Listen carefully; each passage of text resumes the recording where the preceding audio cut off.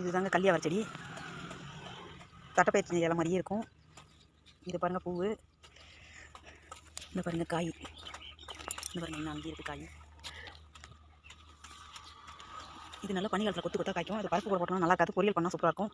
இது கூட வேணா முட்டை சேர்த்துக்கலாம், வேணான்றவங்க தேங்காய் சேர்த்து கூட செஞ்சுக்கலாம். ஹலோ ஃப்ரெண்ட்ஸ், நீங்கள் மயிலக்கா சேனலில் பாருங்கள் கல்யாணம் தான் பொரியல் பண்ண போகிறோம். செடி பாருங்கள், அப்புறம் காமிக்கிறேன். செடி வந்து பொரிச்சிட்டு வந்துட்டோம். இதை வச்சு நீங்கள் பொரியல் செஞ்சு காமிக்கிறோம். கல்யாணம் பாருங்கள், இந்த மாதிரி குட்டி குட்டியாக கட் பண்ணி வச்சிட்டோம்.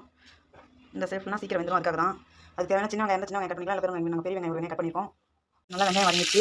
எண்ணெய், கடுகு, கடலப்பருப்பு உளுத்தம்பருப்புலாம் போட்டுக்கிறோம். காய் வணக்கிற மாதிரி தான் சாம்பார் பொடி மிளகாத்தூள் போட்டு வணக்கினாவே கொஞ்சம் சூப்பராக இருக்கும். அதுக்கு தேவையான கொஞ்சம் தண்ணி ஊற்றி வேக வச்சுக்கலாம். கொஞ்சம் நல்லா காய் நல்லா வதக்கிட்டோம். அப்போ தண்ணி சேர்த்துக்கலாம்.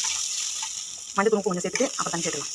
மஞ்சள் உப்பு சேர்த்துட்டோம். இப்போ தண்ணி சேர்த்து நல்லா வெந்த பிறகு சாம்பார் பொடியும் வீட்டில் அரைச்ச மிளகாத்தூள் கொஞ்சம் சேர்த்துக்கலாம். காப்பிக்கிற மாதிரி காய் நல்லா வந்துருச்சு. தேவையான தண்ணி சேர்த்துனால இப்போ கொஞ்சமாக தண்ணி இருக்குது. இப்போ வீட்டில் அரைச்ச மிளகாத்தூள் சேர்த்துக்கலாம்.